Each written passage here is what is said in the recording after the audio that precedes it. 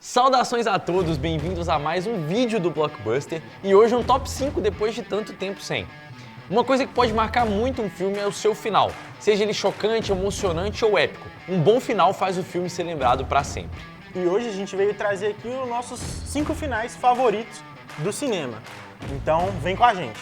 Mas antes de começar, é bom deixar claro, vão ter spoilers, afinal a gente está falando dos finais. Mas o filme mais recente daqui é de 2017, então se você ainda não assistiu... Tá dando mole muito. Tá dando mole. Pelo amor de Deus. Mas antes da gente começar de verdade, se inscreve aqui no canal, deixa seu like e comenta aí o seu final favorito, pra gente saber que a gente tá curioso. Mas agora, começando, a gente tem nossa primeira citação aqui, em quinto lugar, o filme Logan, que é nada mais nada menos do que a despedida temporária do Wolverine, que tem uma cena final arrebatadora. Arrebatadora. Depois de tudo que a gente tem visto no filme, depois que ele morre, a sua filha genética, Laura, faz um discurso em cima do seu túmulo e termina a cena com um toque do chefe que é perfeito. Ela pega uma cruz de madeira que ela fez e só vira formando um X, que tem vários significados, mano. A gente tem o X dos X-Men, é um significado, assim, da despedida do Wolverine.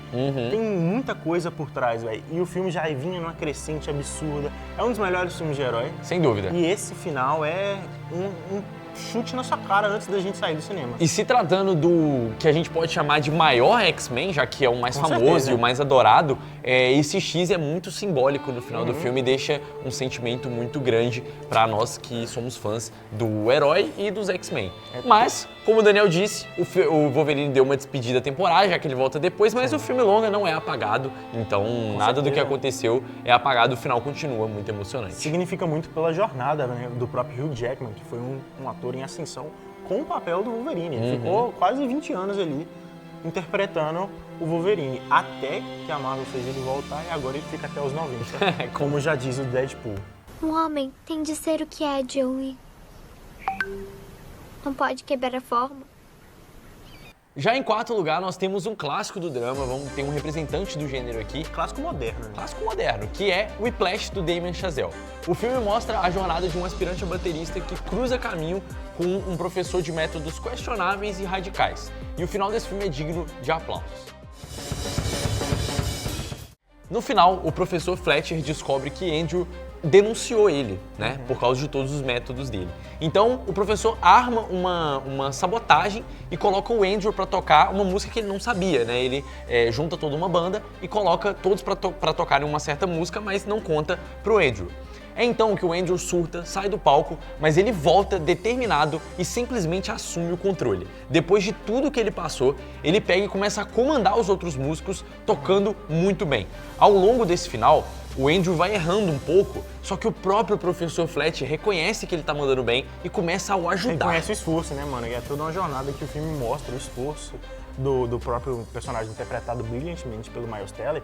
E aquela cena, mano, é uma cena final cheia de adrenalina, que vai te deixando pra cima, e de repente... Tocando um ótimo jazz, né? E de repente...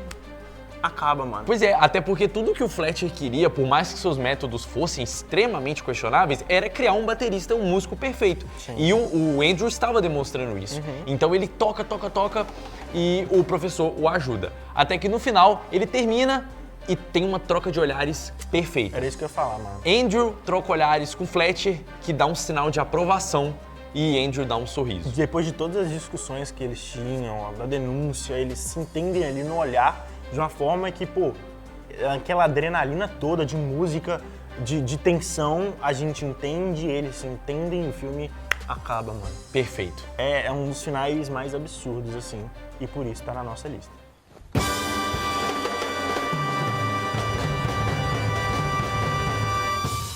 E para inaugurar o nosso pódio, em terceiro lugar, a gente vai ter mais um representante de um gênero, um subgênero aqui, que é a animação. E para representar, a gente escolheu o que, pra mim, é o melhor filme da Pixar, e é Os Incríveis. O filme mostra temas como a união da família e o apoio entre eles, e no final a gente tem uma demonstração perfeita disso, já que durante o filme, o Senhor Incrível, ele quis trabalhar sozinho. Só que no final, após eles saírem de uma corrida do Flecha, eles se topam com um vilão que sai do chão, um super vilão que sai do chão destruindo tudo. É então que eles se olham enquanto o vilão faz um discurso, uma trilha sonora vai subindo. Michael Giacchino, né? Michael Giacchino, que é perfeito. e eles colocam as máscaras juntos e o Senhor Incrível abre a blusa e mostra o símbolo do uniforme. Ou seja, no final, eles se apoiam, eles trabalham juntos e quem lembra dos Incríveis 2 sabe que o filme começa exatamente a partir daí. Sim. Então é um final épico, muito bem construído, que demonstra visualmente todos os temas do filme resolvidos ali no final, que é a união da família. E muito dessa cena, mano, ela vem da construção da própria família durante o filme todo, sabe? A gente sabe como cada um funciona, como a relação deles acaba ficando meio conturbada ali no final. Mas é aquela coisa que a gente falou no Whiplash, sabe? Quando as pessoas elas sabem do potencial, quando elas se conhecem, só numa troca de olhares elas se entendem. E isso só nesse final dos Incríveis é muito tocante, mano. Perfeito. Mas aí, como você completou, a trilha sonora sobe, tem aquele simbolismo dele Abrindo abrindo a a blusa, sabe? Que é um simbolismo bem clássico de super-herói. E muito referenciado no Superman também, que faz exatamente a mesma coisa. Então é um final muito perfeito. E a sua pontuação foi perfeita. A troca de olhares já faz eles entenderem imediatamente. Cada um coloca a máscara a seu tempo, incluindo o Zezé, que era o bebê. E isso torna esse final épico e digno desse filme, que foi épico até então.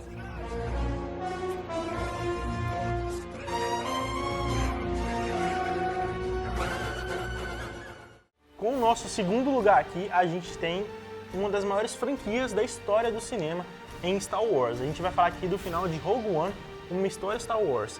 Que, mano, a gente tem toda uma narrativa dos rebeldes indo lá num planeta roubar os planos da Estrela da Morte e uma cena de sacrifício ali naquele terceiro ato final.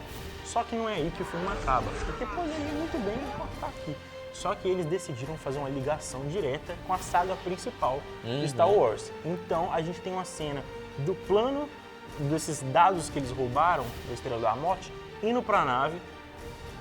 Cada agente, cada soldado da Aliança Rebelde pega, passa pro outro para chegar na pessoa que deve.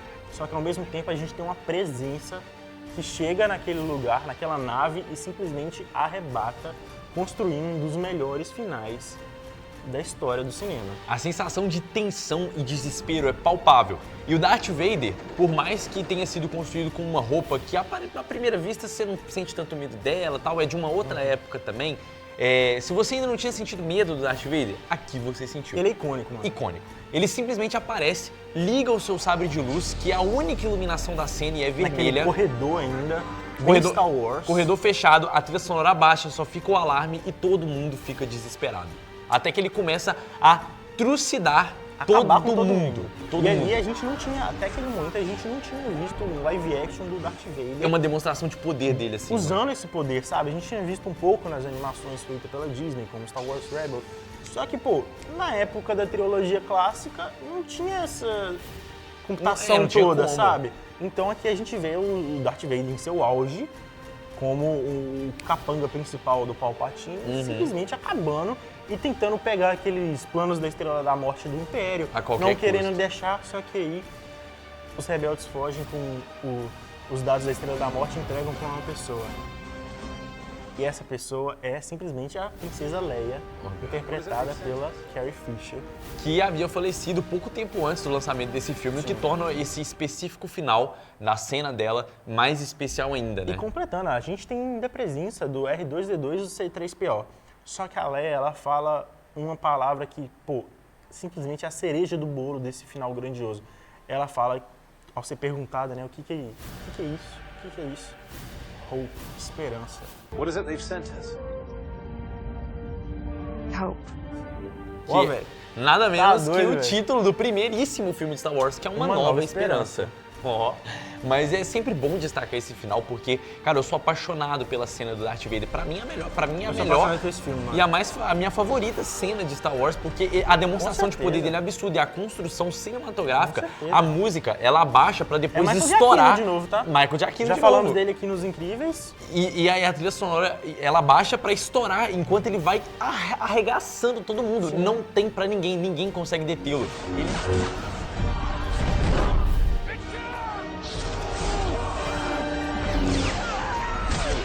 Ele mata com a força, ele mata com o sabre de luz, e ele vai passando assim. E a é correria absurdo. naquele espaço pequeno, sabe? E toda essa ligação que eles fazem desse filme isolado, paralelo à saga principal, com o primeiro filme de Star Wars, sabe? Com que começou tudo. É uma conexão perfeita. Porque ali termina naquela cena da Leia falando Hope, pra acabar o filme. já começa. Você pode literalmente emendar, colar uma coisa na outra, sabe? Perfeito. É simplesmente um dos maiores finais do cinema, então por isso está aqui na nossa lista. Hope.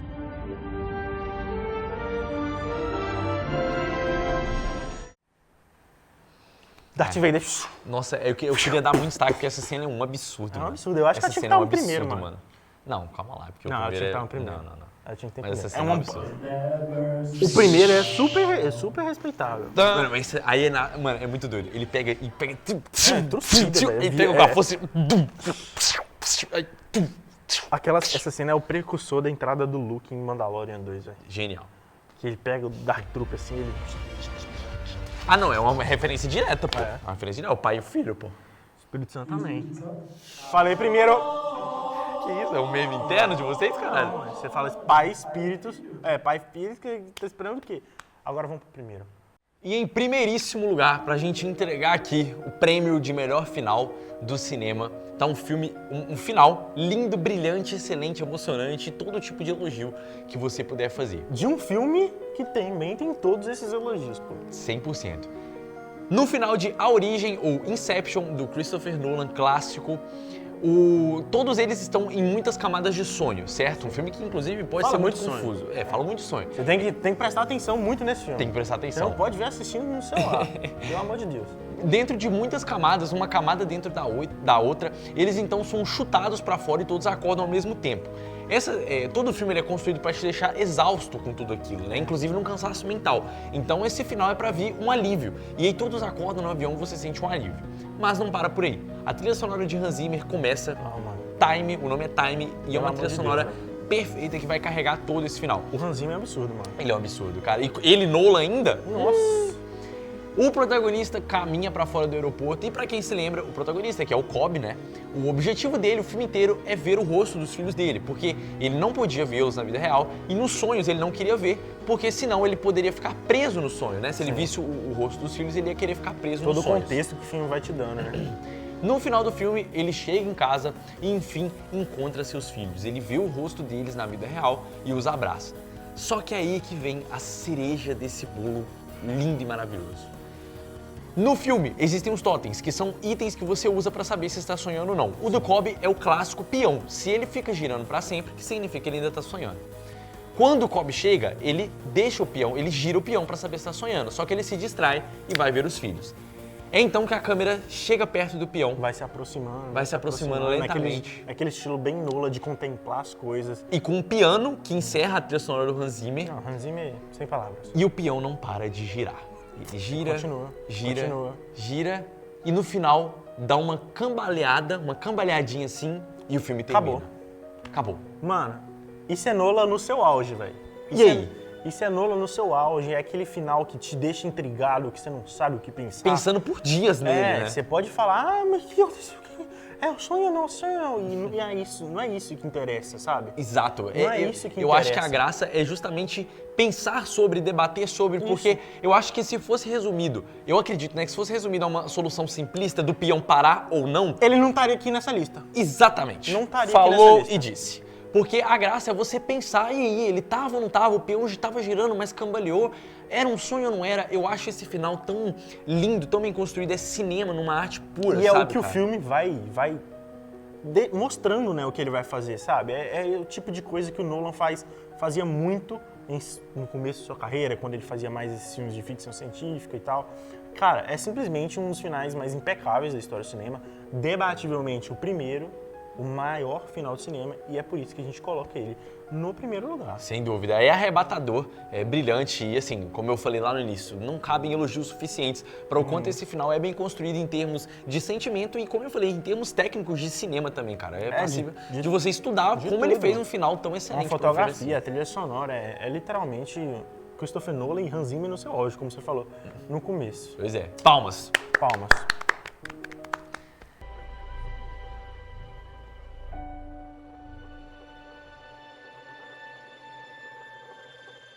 E vocês, o que vocês acharam dos 5 finais que a gente escolheu para estar aqui no nosso top 5 finais da história do cinema? Você que tem um outro final que a gente não falou, ou que discorda, deixa aqui nos comentários que a gente vai ler e quem sabe fazer uma parte 2. Por favor. Pois é, Claro que faltou muita coisa aqui. Claro, Então, tem filme pra caramba. E se você quer uma parte 2, curte, comenta, porque a gente vai ficar de olho e quem sabe traz aqui pra vocês a parte 2 do top 5 finais e outros top 5 que vocês podem sugerir aí também. A gente quer muita interação nesse vídeo. Lembrando que tem outros top 5 aqui no canal, tem vários outros vídeos de tier list, tem vídeos...